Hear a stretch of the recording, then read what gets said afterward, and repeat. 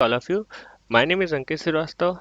तो हम propped beam के एक लास्ट पार्ट में आ चुके हैं। तो प्रॉप्ट बीम क्या होता है उसके बारे में मैं पहले 2 पार्ट में डिस्कस कर चुका हूं। तो आई होप कि आपने वो वीडियो देखा होगा और आपको समझ में आया होगा।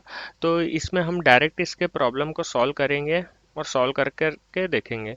तो मैं एक केस लेता हूँ यहाँ पर, cantilever beam width uniformly distributed load having a support at its free end। सो अगर मैं कैंटिलीवर बीम के एंड में अगर मैं एक सपोर्ट लगा देता हूँ तो वो मेरा बन जाता है क्या, प्रॉप्ट बीम। तो यहाँ पर हमें सिंपल सा क्या करना है, हमें इस सपोर्ट को रिमूव करना है और इस सपोर्ट को रिमूव करके हमें एक रिएक्शन देना है। ठीक है, तो हम वापस से ये बीम को बनाएंगे। यहाँ पर हमारा यूडीएल लग रहा है और हम यहाँ से एक रिएक्शन इसे दे रहे हैं। ठीक है, ये रिएक्शन आर ऊपर की तरफ लगेगा, अपवर्ड डायरेक्शन पे लगेगा। ठीक है, यहाँ पर की अगर हम लेंथ की बात करें तो वो लेंथ है आपकी एल। ठीक है, और यहाँ पर लग रहा है लोड आपका डब्ल्यू। अब अगर आप इस मेन फिगर को देखें, तो इस फिगर में आप देखोगे कि एक लोड लग रहा है डब्ल्यू नीचे डाउनवर्ड की तरफ, जो कि आपका यूडीएल लोड है। दूसरा लोड लग रहा है आपका आर, जो कि आपका प्रॉप्ट बीम का रिएक्शन है। तो हमें क्या करना है, दोनों डायग्राम को इंडिविजुअल इंडिविजुअल बनाना है। हमें दोनों डायग्राम को इंडिविजुअल बनाना है। तो दोनों डायग्राम को हम इंडिविजुअल कैसे बनाएंगे, एक में बना दिया सिर्फ और सिर्फ ऐसा बीम जिसपे मेरा यूडीएल लग रहा है। आप सपोर्ट रिएक्शन को भूल जाओ, जिसमें आपका सिर्फ डब्ल्यू लोड लग रहा है, यूडीएल लोड लग रहा है। और इसी को, इसका दूसरा पार्ट क्या बनेगा इस बीम का, जिस पे आपका सिर्फ और सिर्फ रिएक्शन लग रहा है ऊपर की तरफ, जो कि आपके प्रॉप्ट बीम के कारण आ रहा है। तो हम इस फिगर को ये 2 टाइप से बना सकते हैं। मतलब ये जो मेन आपका फिगर था इसको हम 2 पार्ट में बना दिए। अब आपको एक चीज यहाँ पर ये देखनी है कि जो ये वाला बीम है, अगर मैं इसकी बात कर रहा हूँ, ये मार्क करके दिखा रहा हूँ, मैं इसकी बात कर रहा हूँ। अगर इसका डाउनवर्ड डिफ्लेक्शन होगा तो ये नीचे की तरफ जाएगा। अब मैं इस बीम की बात करता हूँ, अगर ये लोड लगा रहा है ऊपर की तरफ तो इसका डिफ्लेक्शन होगा ऊपर की तरफ।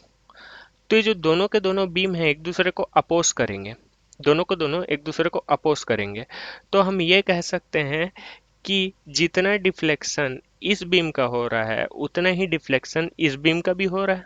तो इस लिहाज से हम दोनों के डिफ्लेक्शन को इक्वेट करके लिख सकते हैं। अगर मैं इसे नंबर 1 नाम दूं इस बीम को और इस बीम को नंबर 2 नाम दूं, तो number 1 deflection equal to number 2 deflection. मतलब मैं ये एक रिलेशन बता रहा हूँ कि दोनों का डिफ्लेक्शन आपका बराबर होगा। ठीक है, तो इस केस में आपको जनरली स्टेप के प्रॉब्लम में रिएक्शन को फाइंड करने के लिए पूछा जाता है। तो आपको ये देखना है कि इस बीम में डिफ्लेक्शन का फॉर्मूला क्या होता है और इस टाइप के केसेस में डिफ्लेक्शन का फॉर्मूला क्या होता है, आपको ये देखना है। तो जो ये वाला केस है, फर्स्ट नंबर का केस है, यूडीएल लोड लग रहा है, तो मैं इसके बारे में बता चुका हूँ कि इसमें आपका लगता है डिफ्लेक्शन क्या आता है, इसमें WL⁴ अपॉन 8EI। ये मैं आपको पहले भी बता चुका हूँ, इसे मैं कई बार डिराइव करके भी बता चुका हूँ। आपका ये डिफ्लेक्शन आता है, ये तो आपको याद रहना चाहिए। ठीक है, इक्वल। अच्छा, एक चीज और जो मेरे को बताना था, यूडीएल लोड में कई बार ये डब्ल्यू की जगह क्यों क्यों बोल देता है, क्यों, मतलब डब्ल्यू ना लिख करके कई बार यहाँ पर स्मॉल क्यू लिख देता है।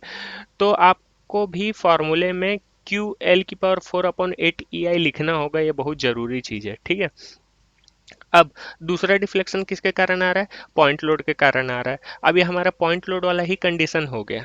तो पॉइंट लोड के केस में आपका डिफ्लेक्शन का क्या फॉर्मूला बताया था मैं पिछले क्लास में, PL⁴/3EI। पर इसमें P की जगह R है, तो क्या आ जाएगा, RL⁴/3EI। ठीक है, ये आ रहा है। आपको इसमें फाइंड क्या करना रहता है, आपको इसमें फाइंड करना रहता है रिएक्शन की वैल्यू। तो यहाँ पर आपका EI और EI कट गया, L⁴ L³ कटा। ठीक है, यहाँ पर एक L बचेगा। अब उसके बाद हमें आर की वैल्यू फाइंड करनी है, तो हम पूरे चीज को एक तरफ रखते हैं, हम पूरे चीज को एक तरफ रखते हैं और बाकी की वैल्यूज को उधर ट्रांसफर कर देते, तो क्या आ जाएगा, 3WL/8 ये आएगा। ठीक है, तो इस तरीके से आप रिएक्शन को फाइंड कर सकते हैं, इस तरह से आप रिएक्शन को फाइंड कर सकते हैं। और ये कहाँ पर का रिएक्शन है, ये कहाँ पर का रिएक्शन है, ये जो रिएक्शन की वैल्यू मैं निकाल के लाया हूँ, ये रिएक्शन की वैल्यू है इस प्रोब्ड बीम के सपोर्ट के रिएक्शन की वैल्यू है। पर इसी के अपोजिट अगर आपको ये पूछ दे कि फिक्स पॉइंट पे अभी हम लोग कहाँ पर निकाले, इस तरफ का रिएक्शन को निकाले, इस तरफ का रिएक्शन को निकाले अभी। ठीक है, अगर पूछ दे कि यहाँ पर रिएक्शन कितना है तो कैसे निकालोगे, तो सपोज ये वाला जो रिएक्शन निकाला हूँ, अगर मैं पॉइंट, अगर मैं इसे, ये जो वैल्यू निकली कहाँ पर की निकली, ये जो मेरा बीम है दो पार्ट से मिल करके बना है ए बी। ठीक है, अभी आप डिफ्लेक्शन का वैल्यू कहाँ पर का निकाले हो, इस पॉइंट का निकाले हो, क्योंकि यहाँ पर आर लग रहा था। ठीक है, अब कहीं पूछ दे कि इस पॉइंट पे आपका रिएक्शन की क्या वैल्यू, इधर भी तो आपका एक रिएक्शन लगेगा ना, आर ए। अभी आप क्या निकाले हो, आर बी निकाले हो, जो कि यहाँ पर लग रहा था, ये आर बी का वैल्यू है बेसिकली। तो आपको क्या करना होगा, यहाँ पर तो आपका यूडीएल लग रहा था, यूडीएल डब्ल्यू, तो हमारा जो इक्विलिब्रियम इक्वेशन बनाने का जो टेक्निक है यहाँ पर काम आएगा। जितने भी अपवर्ड फोर्स है वो डाउनवर्ड फोर्स के बराबर होंगे। तो अपवर्ड लगने वाले फोर्स कौन कौन से हैं, आर ए है और आर बी है, और डाउनवर्ड लगने वाला फोर्स क्या है, W है। और मैं आपको बताया था कि यूडीएल के केस में अगर आपका W लोड नीचे लग रहा है तो जितने भी लेंथ तक के आपका यूडीएल फैला है उतने लेंथ से आपको मल्टीप्लाई करना है, तो WL। इस आर बी का वैल्यू को जब आप यहाँ पर पुट कर दोगे तो आपको इसके रिस्पेक्टिव आर ए की वैल्यू मिल जाएगी।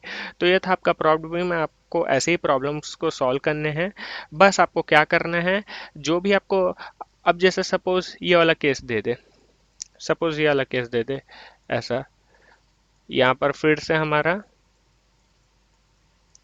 हमारा सपोर्ट लगा है प्रॉब्ड बीम का, और इस बार लोड कुछ यहाँ पर लगा दिया। तो आपको क्या देखना है कि इस पर्टिकुलर केस में डिफ्लेक्शन की क्या वैल्यू होती है और इस पर्टिकुलर डिफ्लेक्शन की क्या वैल्यू होती है, दोनों को इक्वेट कर देना है और रिएक्शन की वैल्यू आपकी निकल जाएगी। आई होप ये वीडियो आपको पसंद आई, तो लाइक शेयर एंड सब्सक्राइब जरूर कर दीजिए।